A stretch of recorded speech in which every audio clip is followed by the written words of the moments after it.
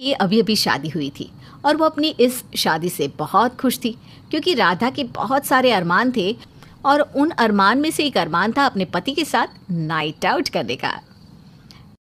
विकास, अभी हमारी नई नई शादी हुई है।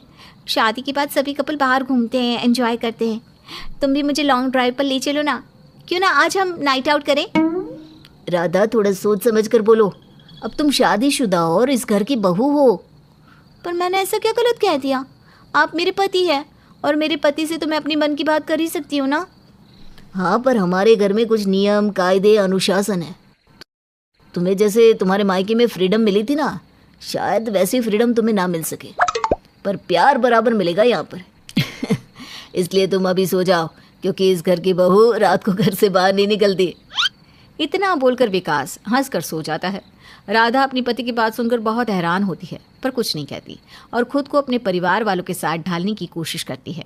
अब अगली सुबह राधा की जिठानी कोमल हमेशा की तरह घर में सबसे पहले उठकर पूजा पाठ करती है और रसोई में नाश्ता बनाने लगती है।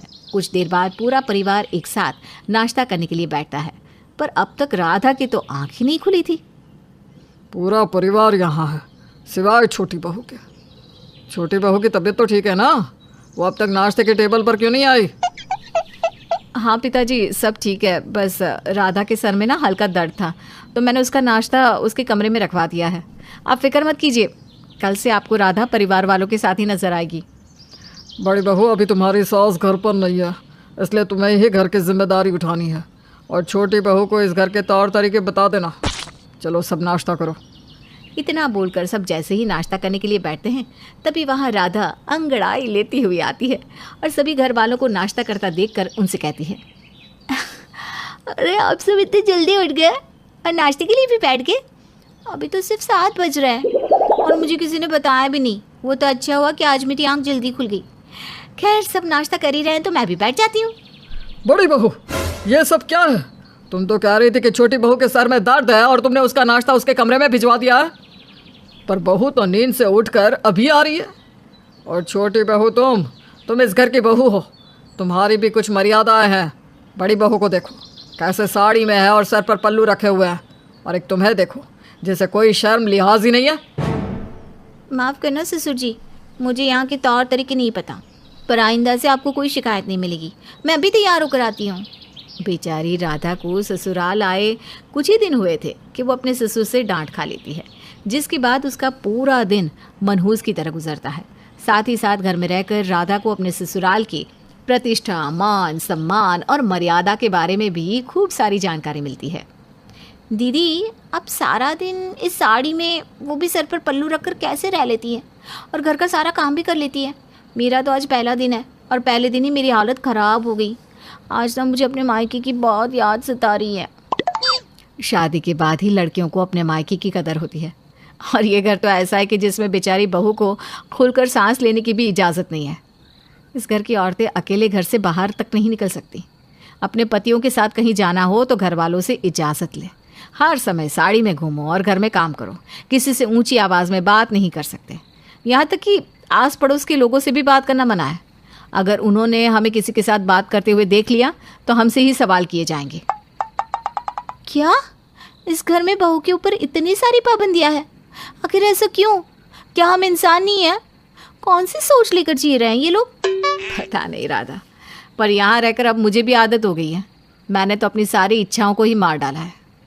अच्छा होगा अगर तुम भी समय के साथ खुद को बदल लो।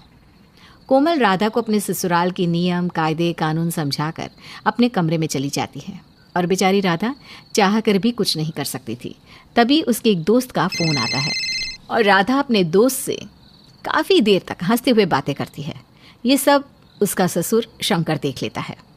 बहू, इतनी रात को तुम इतनी देर से फ़ोन पर किससे बात कर रही हो? हम तुम्हें देख रहे हैं कि पिछले आधे घंटे से किसी लड़के से शायद बात कर रही हो फ़ोन पर। लड़के से इतना हंसकर कौन बात करता है? ससुर जी, आप नाराज़ मत होइए। मैं जिससे बात कर रही हूँ ना, वो मेरे स्कूल का दोस्त है। हम दोनों ने साथ में अपनी पढ़ाई पूरी करी है, और विकास जानता है मेरे दोस्त को। मुझे फ़र्क नहीं पड़ता कि विकास तुम्हारे किसी दोस्त को जानता है या नहीं। ये मेरे घर की मान मर्यादा की बात है, और मेरे घर की बहू किसी गैर मर्द से बात करे ये हम बर्दाश्त नहीं कर सकते। इसलिए तुम्हारे लिए भी यही अच्छा होगा कि तुम मेरी प्रतिष्ठा को यूं मिट्टी में ना मिलाओ, और आइंदा से अगर मैंने तुम्हें कभी भी किसी लड़के से बात करते हुए देख लिया तो मैं तुम्हें इस घर में रहने की इजाज़त नहीं दूंगा। शंकर की बातें सुनकर आज राधा अपना गुस्सा रोक नहीं पाती और वो अपने ससुर की किसी भी प्रतिष्ठा मान सम्मान की परवाह नहीं करती और अपने ससुर से ही लड़ पड़ती है। बस बहुत हुआ, जब से मैं इस घर में आई हूँ मुझे इस घर की प्रतिष्ठा, मर्यादा, मान सम्मान के बारे में ही बताया जा रहा है। आपने तो इस घर को बिल्कुल गोकुल बना रखा है। इस घर के हर नियम, कायदे, कानून वर्षों से चले आ रहे हैं, पर अब आपको अपने नियम और असूल को बदलने होंगे क्योंकि अब समय बदल चुका है। बहू, तुम्हारी हिम्मत कैसे हुई हमसे ऊंची आवाज में बात करने की? तुम इसका परिणाम नहीं जानती। हम तुम्हें अपने बेटे से चाहे तो अभी अलग कर सकते हैं। और कर भी क्या सकते हैं आप। पर अब आप मेरी भी बात सुन लीजिए। अब इस घर के नियम, कायदे, कानून सब बदलेंगे। हम भी इंसान हैं, हम खुलकर जिएंगे और मैं भी देखती हूँ कौन मुझे विकास से अलग करता है। राधा अपने ससुर की एक नहीं सुनती और अपने ससुर को चुनौती देकर वहाँ से चली जाती है। अब इसी तरह से समय गुजरता है और हमेशा राधा अपने ससुर के फैसलों के आगे चट्टान की तरह खड़ी हो जाती है। ऐसे ही एक दिन, बड़ी बहू, छोटी बहू के साथ रहकर तुम्हारा भी दिमाग खराब हो गया क्या? तुम्हारे भी पंख निकल आए हैं? तुम्हें लगता है कि जैसे ये बेशर्म लड़की इस घर में जी रही है तुम भी रह लोगी? माफ़ करना ससुर जी, ज़िंदगी में पहली बार आपसे सवाल कर रही हूँ, पर आज मैं जानना चाहती हूँ कि आप मुझ पर गुस्सा क्यों कर रहे हैं। तो देवरानी का जादू चल ही गया। इसके साथ रहकर तुम भी हमसे सवाल करने लगी। ठीक है, अगर तुम जानना चाहती हो कि मैं तुमसे क्यों नाराज़ हूँ तो सुनो। मुझे तुम्हारा छोटी बहू के साथ रहना पसंद नहीं। तुम उससे अलग रहो, और अगर उससे अलग नहीं रह सकती तो मेरे बेटे से अलग हो जाओ। बस कीजिए ससुर जी, अब तो आपने हद ही पार कर ली। मैं तो जेठानी जी के साथ ही रहूंगी। माफ़ करना पिताजी, पर आपके नियम, कानून, उसूल और प्रतिष्ठा सही नहीं है। आप नहीं जानते कि आपके इस कानून की वजह से, इन नियम की वजह से हम घर वालों पर क्या बीतती है। और घर चार दीवारों से घर नहीं बनता, बल्कि घर तब बनता है जब घर का हर एक व्यक्ति साथ रहे, खुश रहे, उन्हें जीने का अधिकार मिले। पर आपने हमें वो अधिकार दिया ही नहीं। आपने तो हमारी सांस पर भी पाबंदियां लगा रखी है। तो छोटी बहू ने आज हमारे बेटों को भी हमारे खिलाफ कर दिया। तो तुम सब भी कान खोल कर सुन लो। जिसे मेरे घर में रहना है वो मेरे हिसाब से रहे, वरना दरवाज़ा खुला है, जा सकता है यहाँ से। शंकर की बात सुनकर विकास और राधा को बहुत बुरा लगता है और इस बार कोमल भी उन दोनों का साथ देती है और वो तीनों शंकर के बोलने पर घर छोड़कर चले जाते हैं। जिसके बाद शंकर अपने घर में अकेला रह जाता है। अकेले घर में रहने के बाद शंकर को लोगों से ताने सुनने पड़ते हैं और घर का सन्नाटा शंकर को काटने को दौड़ता है। जिसके बाद उसे अपनी गलती का एहसास होता है और वो अपने बेटे बहू से माफ़ी मांगकर उन्हें एक बार फिर अपने घर ले आता है। नंदिनी के घर में शादी की तैयारियां जोर शोर से चल रही थी। हर तरफ साज सजावट थी। अपने घर में इतनी खुशी देख नंदिनी अपने होने वाले पति राहुल को कॉल करती है। राहुल, हर तरफ कितनी चमक है, सब कितने खुश है ना? हाँ नंदिनी, आखिरकार हमारी फैमिली इस शादी के लिए मानी गई। हमारा इतना पुराना रिलेशन आखिरकार कामयाब हो ही गया। हाँ राहुल, फाइनली कल हमारी मेहंदी है और परसों शादी। इसके बाद हमारे साथ साथ हमारे परिवार वालों के बीच भी एक गहरा संबंध बन जाएगा। देखो ना कितनी खुशी है। नंदिनी और राहुल आपस में बात कर ही रहे थे, तभी वहाँ नंदिनी की भाभी सुमेधा आती है और उसके हाथ से फ़ोन छीनकर कहती है, नंदोई जी, आपकी परसों शादी है। शादी के बाद आप अपनी नंदिनी को खुद से अलग मत होने देना। पर अभी रात ज़्यादा हो गई है, इसलिए भलाई इसमें ही है कि अभी आप भी सो जाओ और मेरी प्यारी ननद को भी सोने दो। सुमिधा अपनी बात खत्म करके उसका कॉल कट कर देती है और नंदिनी के साथ सो जाती है। कुछ ही घंटों बाद सुबह हो जाती है और सुबह से कब दोपहर हो जाती है किसी को पता ही नहीं चलता। दोपहर में लड़के वाले नंदिनी के घर आते हैं, यानी कि राहुल की माँ, सुमित्रा बहन, नेहा और देवर किशन नंदिनी के घर आते हैं। उनको अपने घर पर देखकर नंदिनी की माँ नीलम उनसे कहती है, अरे समधन जी, आप आइए आइए, बैठिए बैठिए। हाँ हाँ ज़रूर। वैसे हम तो यहाँ बस ये देखने आए थे कि यहाँ की तैयारियाँ कैसी चल रही है। आपको दिक्कत तो नहीं है ना? अरे नहीं नहीं समधन जी, कैसी बात कर रही हैं आप? हमें कोई दिक्कत नहीं है। नीलम और सुमित्रा आपस में बात कर ही रहे थे, तभी बीच में नेहा और किशन बोलते हैं, आंटी जी, आप और मम्मी को ना बात कर लेनी चाहिए और हमें अपनी होने वाली भाभी के पास जाना चाहिए। क्या आप बता सकती हैं हमारी भाभी कहाँ है? नंदिनी तो अभी मेहंदी लगवा रही है, घर में फंक्शन हो रहा है ना, वही नंदिनी भी बैठी है। समधन जी आप भी चलिए ना, आप भी रस्म देख लेना। हाँ हाँ क्यों नहीं। सुमित्रा अब नीलम के साथ घर के अंदर जाती है, पर नंदिनी वहां से जा चुकी थी, जिसके बाद सुमित्रा और नीलम आपस में बातें करने लगती है। उन दोनों को बात करते हुए दूर खड़ी सुमित्रा देखती है और वो सीधा अपनी ननद के पास जाती है। ननद जी, आपसे एक बात पूछूं? हाँ भाभी बोलिए ना, क्या बात है? नंदिनी की बात सुनकर सुमित्रा रोने लगती है। भाभी क्या हुआ है? आखिर आप रो क्यों रही है? कोई दिक्कत है क्या? नंदिनी, मैं तुमसे जो भी पूछने वाली हूँ सब कुछ सच सच बताना, क्योंकि तुम्हारा और राहुल का रिलेशनशिप काफ़ी सालों से है और अब तुम्हारी शादी भी होने वाली है। शादी एक बहुत बड़ा डिसीजन होता है। जब तुम लोगों ने शादी की बात की तब तुम लोगों ने दहेज की बात नहीं की थी, तो अब तेरे ससुराल वाले दहेज लेने कैसे आ गए? क्या आपके कहने का मतलब क्या है भाभी? मतलब ये कि क्या राहुल ने तुमसे लेन देन की बात की थी? ये कैसी बात कर रही हो भाभी? राहुल को दहेज नहीं चाहिए, और जब मैंने राहुल की बात मम्मी पापा से करवाई थी तब भी राहुल और उसकी फैमिली ने दहेज लेने से साफ इनकार कर दिया था। अच्छा, अगर ऐसी बात है तो तुम्हारे ससुराल वाले यहाँ क्या करने आए हैं? मैंने सुना कैसे वो तुम्हारी सास माँ जी को पैसे के लिए फोर्स कर रही थी। अपनी भाभी की बात सुनकर नंदिनी को एक धक्का लगता है। उसको समझ में नहीं आ रहा था कि अब वो क्या करे। कल राहुल और उसकी शादी थी। नंदिनी को चिंता में देख उसकी भाभी कहती है, देखो नंदिनी, तुम जानती हो इस शादी में कितना खर्चा हो रहा है। एकदम से पैसा लाकर देना पॉसिबल नहीं है। एक बार तुम राहुल से बात करो, क्या पता राहुल कुछ कर सके। नहीं भाभी, ये दोनों माँ बेटे मिले हुए हैं। माँ सही कहती थी, ये सही नहीं है, पर मैं ही नहीं मानी। लेकिन अब मुझे समझ में आ गया है, मेरी शादी अभी हुई नहीं है, इसलिए मैं अपने डिसीजन खुद ले सकती हूँ। नंदिनी अपना फोन उठाती है और बाहर की तरफ निकल जाती है। नंदिनी बाहर बैठकर राहुल को फोन लगाती है। राहुल, तुमने और तुम्हारे परिवार वालों ने खुद को समझा क्या है? अरे हम लड़की वाले हैं और तुम लड़के वाले, तो तुम कुछ भी करोगे। अरे नंदिनी, पर हुआ क्या है? तुम मुझ पर अचानक भड़क क्यों रही हो? मैंने और मेरे परिवार वालों ने ऐसा क्या कर दिया? क्या कर दिया? ये पूछो क्या नहीं किया। राहुल, जब हम शादी की बात कर रहे थे तब मैंने तुम्हें ये कहा था कि मेरी फैमिली तुम्हें दहेज नहीं देगी, और उस समय तुम और तुम्हारी फैमिली भी मान गई थी। लेकिन अब तुम्हारी फैमिली यहाँ मेरी माँ से दहेज मांगने क्यों आ गई? अरे तुम पैसों के इतने भूखे निकलोगे, मैंने ये कभी सपने में भी नहीं सोचा था। दहेज? ये कैसी बात कर रही हो नंदिनी तुम? मैंने दहेज के लिए पहले भी मना किया है और आज भी कहूंगा कि मुझे तुमसे कोई दहेज नहीं चाहिए। प्लानिंग तो तुम्हारी सच में बहुत अच्छी है। तुम इस तरह नाटक करोगी और इससे तुम माँ बेटे मेरी नजर में भी बुरे नहीं बनोगे। शादी भी हो जाएगी और तुम्हें पैसा भी मिल जाएगा। क्यों? नंदिनी, ये क्या बकवास कर रही हो तुम? जब मैं तुम्हें कह रहा हूँ कि ऐसा कुछ नहीं है तो तुम मेरी बात मान क्यों नहीं रही? अच्छा, अगर ऐसा है तो तुम्हारी फैमिली यहाँ क्या कर रही है? देखो राहुल, अगर यही रहा ना तो मैं ये शादी नहीं करूंगी। तुम्हारा दिमाग तो खराब नहीं हो गया ना? ये कैसी बहकी बहकी बातें कर रही हो तुम? नंदिनी राहुल की एक नहीं सुनती और कॉल कट कर अपने कमरे में चली जाती है। वहीं राहुल गुस्से में अपना हाथ दीवार पे मारता है।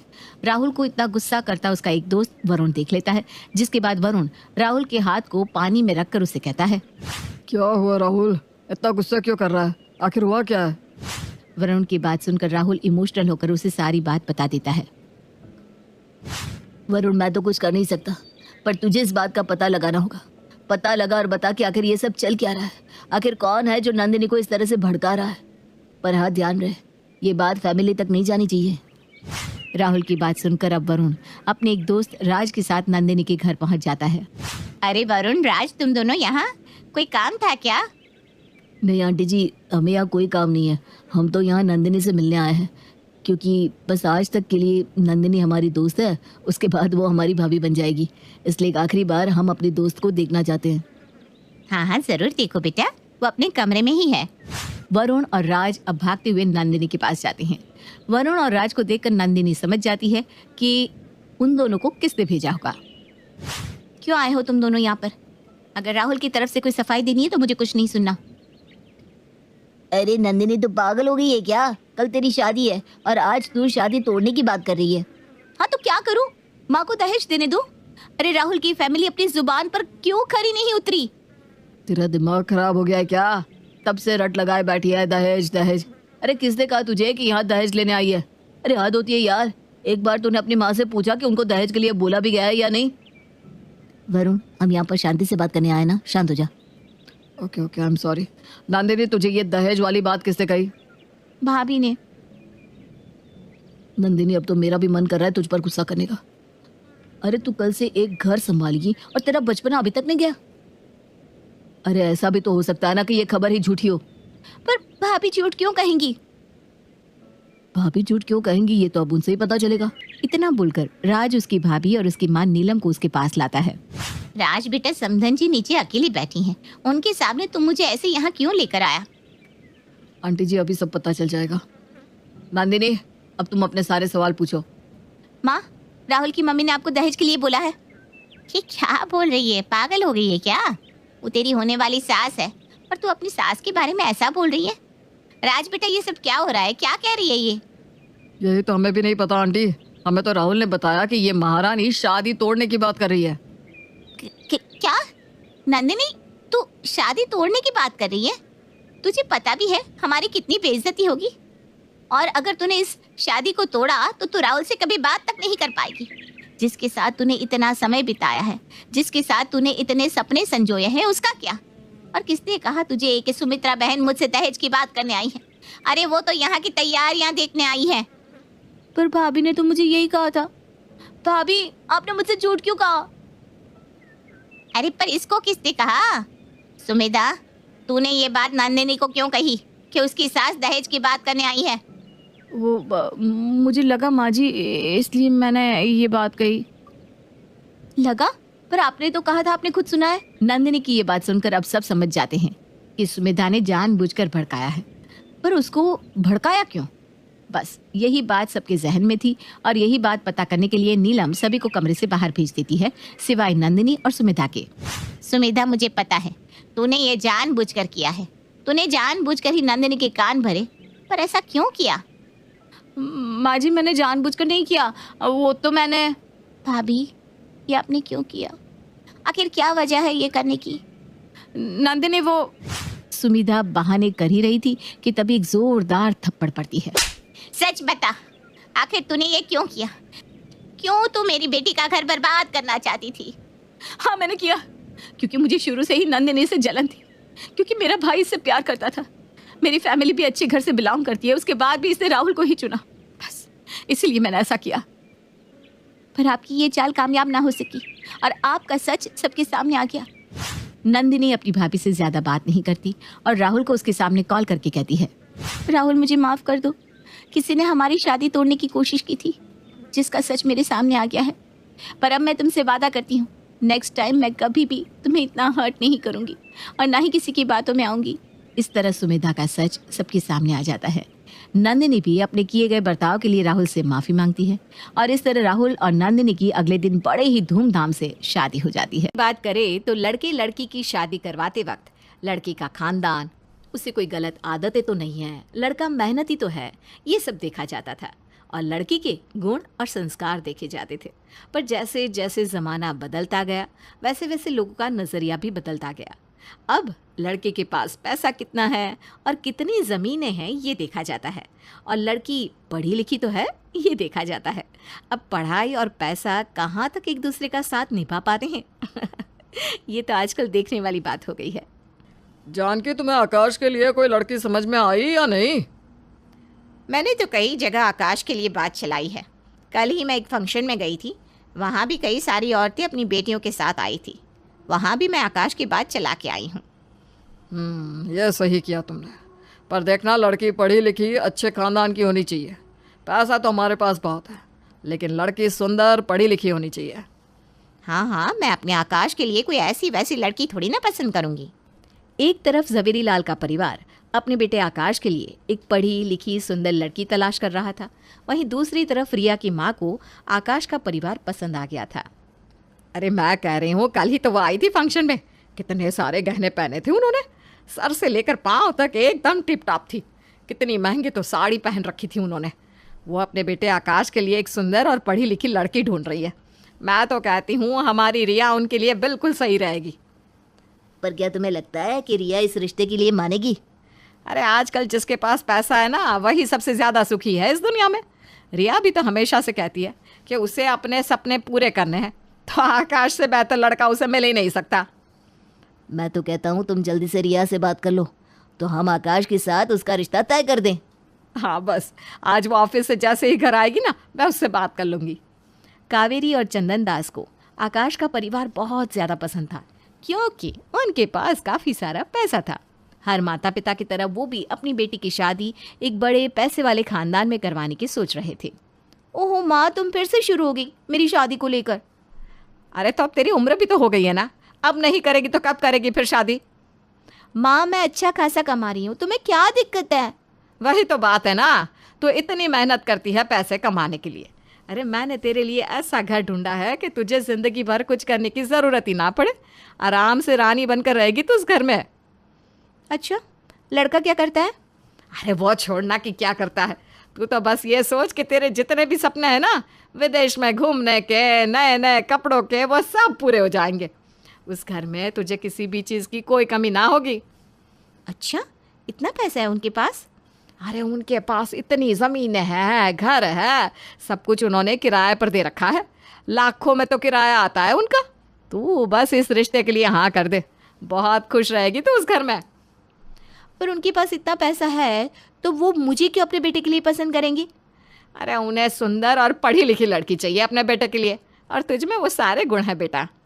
ठीक है माँ, अब आप उनकी इतनी तारीफ कर रही हैं तो मेरी तरफ से भी हाँ है। ये हुई ना बात बेटा, देखना तेरी शादी पे भी इतना खर्चा करेंगे कि सब लोग देखते ही रह जाएंगे। रिया की माँ ने रिया को आकाश के घर वालों के बारे में बताकर मना लिया था और रिया भी खुश थी कि उसकी शादी एक बड़े खानदान में तय हो रही है। आकाश के घर वालों को भी रिया पसंद आ गई थी। हमें भी रिया बहुत पसंद है, हमें ऐसी ही लड़की चाहिए थी, सुंदर पढ़ी लिखी। अरे रिया तो बहुत पढ़ी लिखी है, एक इंटरनेशनल कंपनी में काम करती है। अरे वाह, ये तो बहुत ही अच्छी बात है। मैं तो कहती हूँ हमें जल्दी से इन दोनों की शादी करवा देनी चाहिए। हाँ हाँ, शुभ काम में देरी कैसे, हम जल्द ही शादी का मुहूर्त निकलवा लेते हैं। रिया और आकाश के परिवार ने मिलकर शादी का मुहूर्त भी निकलवा दिया। रिया के लिए शादी में बहुत सारे महंगे महंगे तोहफे और गहने आए थे उसकी ससुराल की तरफ से, जिसे देखकर रिया काफ़ी ज़्यादा खुश थी। कितने सुंदर और महंगे गहने हैं ना। हाँ माँ, सच में बहुत सुंदर है। और ये मेरी शादी का लहंगा तो कितना सुंदर है, बिल्कुल जैसा कटरीना ने पहना था ना वैसा ही है। मैंने कहा था ना तू राज करेगी, राज उस घर में। हाँ, सच्ची कहा था माँ आपने। रिया और आकाश की शादी बड़े धूमधाम से हो जाती है और रिया पहुंच जाती है अपने ससुराल। ये कमरा तो काफ़ी अच्छा है, कितना बड़ा भी है ना? हाँ, ये स्पेशली हमारे लिए बनवाया है मम्मी ने। मुझे तो बहुत पसंद आया सच में। अरे अभी तो बहुत कुछ देखना बाकी है तुम्हें। इस घर में किसी भी चीज़ की कमी नहीं है, तुम आराम की ज़िंदगी जी सकती हो यहाँ बिल्कुल मज़े से। हाँ वो तो ठीक है, पर मैं कुछ दिनों बाद ना अपनी जॉब फिर से चालू रखना चाहती हूँ। वैसे तो तुम्हें ये सब करने की ज़रूरत नहीं है, फिर भी अगर तुम करना चाहती हो तो तुम्हारी मर्जी। चलो अब जल्दी से तैयार हो जाओ, हमें एक पार्टी में जाना है। ठीक है, मैं अब भी तैयार होकर आती हूँ। रिया आकाश के साथ पार्टी में जाने के लिए तैयार हो जाती है। पार्टी में आकाश के सब रईस दोस्त आए हुए थे। और आकाश, क्या हाल है भाई? बस बढ़िया, तू सुना क्या चल रहा है? बस अभी एक और ज़मीन का सौदा किया है, वो किराए पे दे दी है, उसी के पैसों से ऐश करूँगा अब। बढ़िया है, मज़े से ज़िंदगी को जीना चाहिए। तो आप क्या काम करते हैं वैसे? जो आपके पते करते हैं वही। मतलब मैं कुछ समझी नहीं। अरे इसका मतलब है इसकी भी कई सारी ज़मीनें हैं और सब किराए पर दे रखी है, बस उसी की कमाई से मौज करता है। हाँ, आकाश से ही तो सीखा है भाई, किराए की कमाई होती रहती है और हम मज़े लेते रहते हैं। वो तो ठीक है, पर हमें कुछ अपना भी करना चाहिए ना, जैसे कोई व्यापार, जॉब या और कुछ नहीं? आपको नहीं लगता ऐसा? कैसी बात कर रही हो? जब इतना पैसा कमा रहे हैं तो फिर और कुछ क्यों करना? किराए पे ज़मीन देना भी तो काम ही है ना, एक तरह का बिजनेस ही तो है। और नहीं तो क्या, मेरी पत्नी भी ना बिल्कुल मेरी ही तरह है, वो अपनी ज़िंदगी मौज के साथ जी रही है। हाँ, पर रिया को तो जॉब करना पसंद है और इसलिए मैं अभी उसे रोकना नहीं चाहता। रिया को आकाश का कुछ ना करना थोड़ा सा अजीब लग रहा था, लेकिन आकाश तो पहले से ही यही करता आ रहा था। लेकिन उसने रिया को जॉब करने से नहीं रोका। कुछ दिनों के बाद, आज से मैं फिर से जॉब शुरू कर रही हूँ, मैं शाम तक आ जाऊँगी। वैसे तुम्हें ये सब करने की ज़रूरत नहीं है, तुम अपनी ज़िंदगी आराम से जी सकती हो। मैं जानती हूँ तुम्हारे पास काफ़ी पैसा है, लेकिन मैं ये जॉब करना चाहती हूँ। मैं तो कहती हूँ तुम भी पढ़े लिखे हो, तुम भी जॉब या ऐसा कुछ क्यों नहीं कर लेते? अरे तुम्हें हो क्या गया है? मैंने कहा ना हमारी इतनी ज़मीनें किराए पर दी हुई है तो हम अच्छे से पैसा कमा रहे हैं। रिया, हम कुछ और करके अपना वक्त और पैसा बर्बाद क्यों करें? ठीक है, हम इस बारे में फिर कभी बात करेंगे, अभी मुझे देर हो रही है ऑफिस के लिए। ठीक है, बाहर कार खड़ी है, तुम उसमें चली जाओ। ठीक है, चलो चलती हूँ मैं। रिया ने अपनी जॉब फिर से शुरू कर दी थी और अब वो आकाश पर भी दबाव डाल रही थी कि वो भी जॉब करे या कोई मेहनत वाला काम करे, जबकि आकाश का कहना भी गलत नहीं था कि जब वो किराए से ही इतने पैसे कमा रहा है तो और कुछ करके अपना पैसा और समय क्यों बर्बाद करे। अब इन दोनों की आगे की जिंदगी क्या रुख लेती है वो तो रिया और आकाश पर ही आधार रखता है। रिया एक पढ़ी लिखी और इंडिपेंडेंट लड़की है जिसने आकाश के साथ शादी की है, जिसके पास इतना पैसा और ज़मीनें हैं कि वो उन्हें किराए पर रखकर काफ़ी पैसा कमाता है। रिया को भी हमेशा से ऐसी ही ज़िंदगी चाहिए थी और शादी के बाद आकाश ने रिया को हर वो खुशी दी है जो एक लड़की कभी अपने सपने में देखती है। लेकिन रिया ने अब अपनी जॉब फिर से चालू कर दी है और अब उसके विचार शायद कुछ बदलने से लगे हैं। बहुत थकी हुई लग रही हो। हाँ, ज़्यादा काम था जो ऑफिस में। मैं वही तो कह रहा हूँ तुमसे, क्या ज़रूरत है तुम्हें काम करने की, सब कुछ तो है हमारे पास। ये सब मैंने या तुमने नहीं कमाया आकाश, इसलिए मैं ज़िंदगी में वो करना चाहती हूँ जो मेरा है। ये मेरा तुम्हारा क्या होता है, सब कुछ हमारा ही तो है। तुम्हारा कैसे हुआ? इनमें से कुछ भी तुमने नहीं कमाया। ये ज़मीनें, ये सारी प्रॉपर्टी, ये सब मेरे नाम पर ही है और मैंने ही इन्हें अच्छी जगह किराए पर दिया है। इनसे जो मुनाफा होता है वो मेरा ही तो हुआ ना। ऐसा नहीं है आकाश, ये सब तुम्हारे पुरखों का है, तुम बस किराए की कमाई खा रहे हो। हाँ तो वो भी ठीक है ना, इसमें बुराई क्या है। मैं कोई गलत काम करके तो पैसे नहीं कमा रहा, ना ही कहीं उड़ा रहा हूँ। मैं सब कुछ अच्छी जगह पर किराए पर देता हूँ जिससे मैं अच्छा पैसा कमा रहा हूँ। किसी की कोई चोरी तो नहीं की मैंने। तुम्हारी बात भी सही है, लेकिन मुझे लगता है कि तुम्हें कुछ अपना करना चाहिए। रिया, अब तुम कुछ ज़्यादा ही सोच रही हो, ये सब हमारा ही है। हमारा नहीं, तुम्हारा। मैं अपने पैसे कमा रही हूँ मेहनत करके, बस वही मेरे हैं। तुम्हें क्या हो गया है, कैसी बातें कर रही हो आजकल तुम। कुछ नहीं, छोड़ो, तुम नहीं समझोगे। जाने दो, मैं थक गई हूँ, थोड़ी देर आराम करना चाहती हूँ। रिया का बर्ताव दिन ब दिन कुछ अजीब सा होता जा रहा था। अब वो हर बात पर चिढ़ने लगी थी। रिया, ये देखो, आज मैंने नई कार ली है, कैसी है बताओ तो। नई कार? लेकिन तुम्हारे पास तो पहले से ही 2 कार है ना। हाँ, पर ये मार्केट में नई आई है तो मैंने ले ली। आकाश, क्या जरूरत थी इन सब पर फालतू पैसे खर्च करने की जब इसका कोई उपयोग ही नहीं है। अरे तुम बात बात पर इतना गुस्सा क्यों हो जाती हो, कार ही तो ले ली है, कोई चोरी थोड़ी की है किसी की। तुम्हें पैसों की कदर नहीं है आकाश, क्योंकि ये तुम्हारे नहीं है ना। मेरे नहीं है इससे क्या मतलब है, मेरे नहीं तो किसके है। ये जो तुम पैसे उड़ा रहे हो ना, वो बस किराए की कमाई है और कुछ नहीं। रिया, ये क्या हर बात पे जब देखो किराए की कमाई करती रहती हो। देखो, मैं तुम्हें कुछ कह नहीं रहा था तो इसका मतलब ये नहीं कि तुम कुछ भी कहोगी, ठीक है। मैं भी किसे समझा रही हूँ, छोड़ो, जाने दो। तुम कभी नहीं समझ पाओगे कि मेहनत करके कमाना क्या होता है, अपने पैसे कमाना क्या होता है। रिया और आकाश के बीच की लड़ाइयाँ आजकल बढ़ती जा रही थी। दोनों में हर छोटी बात को लेकर बहस होती थी, लेकिन फिर दोनों बात को संभाल लेते थे। लेकिन ये कब तक चलने वाला था ये कोई नहीं जानता था। सुनो, आज मेरे ऑफिस वालों ने पार्टी रखी है, सब अपने पार्टनर्स के साथ आने वाले हैं, तो तुम भी मेरे साथ चलना ना। ठीक है, मैं शाम को तैयार रहूँगा। रिया और आकाश शाम को पार्टी में पहुंचते हैं, जहां आकाश अपनी नई कार लेकर पहुंचता है। वो इतनी महंगी कार थी कि कंपनी के मालिक के पास भी नहीं थी। रिया के साथ काम करने वाले सब शॉक्ड हो जाते हैं। अरे वाह, तुम्हारी गाड़ी तो बहुत सुंदर है।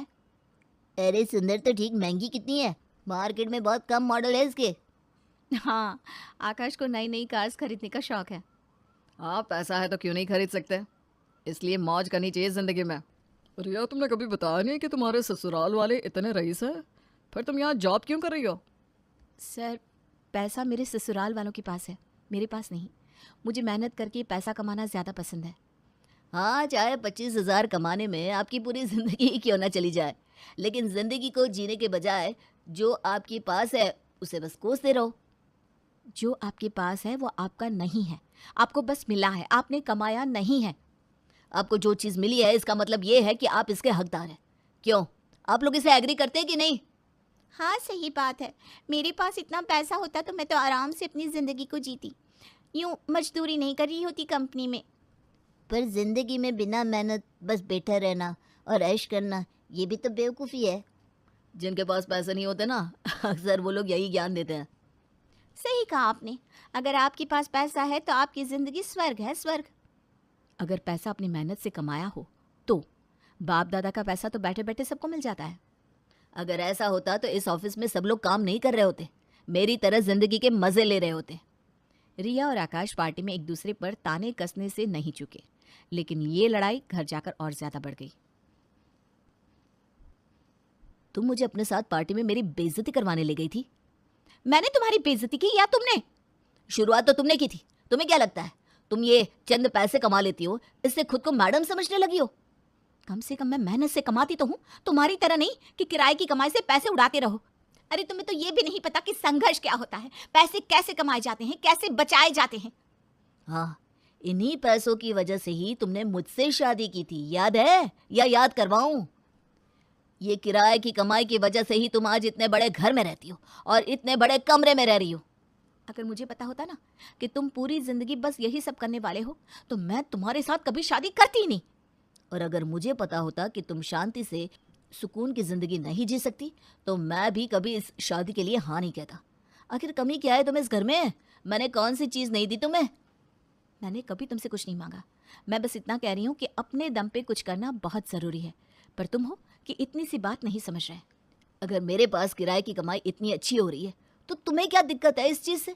तुम भी खुश रहो, मुझे भी रहने दो। अरे तुम क्यों बेफिजूल के कारण बीच में ला रही हो?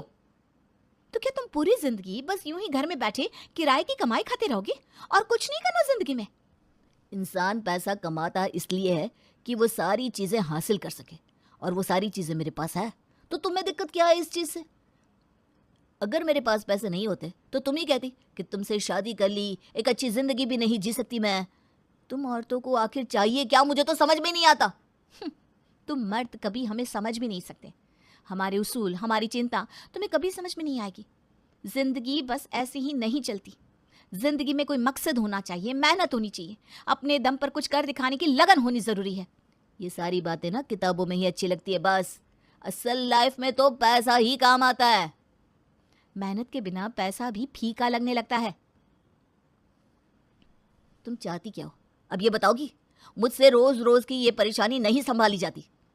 मैं भी तुम्हें समझाते समझाते थक गई हूं। अब मैं ऐसा ही रहूंगा, मैं नहीं बदलने वाला, क्योंकि मुझे इसमें कुछ गलत नहीं लगता। और मुझे जो तुम कर रहे हो वो सही नहीं लगता, इसलिए मैं अब तुम्हारे साथ नहीं रह सकती। हाँ, तो फिर यही अच्छा होगा कि हम दोनों अलग हो जाएं। हाँ, तुम अपनी तरह से जिंदगी जियो और मैं अपनी तरह से। ठीक है, मैं आज ही वकील से बात करता हूँ, वो तुम्हें तलाक के पेपर्स भिजवा देगा। ठीक है, मैं अपना सामान लेकर अपने माता पिता के घर जा रही हूँ। पेपर्स भिजवा देना, मैं साइन कर दूंगी। रिया और आकाश की बढ़ती लड़ाइयों का नतीजा ये हुआ कि वो दोनों अलग हो गए। उन्होंने एक दूसरे से तलाक ले लिया। अब कौन सही था, कौन गलत, इसका फैसला करना तो मुश्किल है। आपको क्या लगता है इन दोनों के बारे में?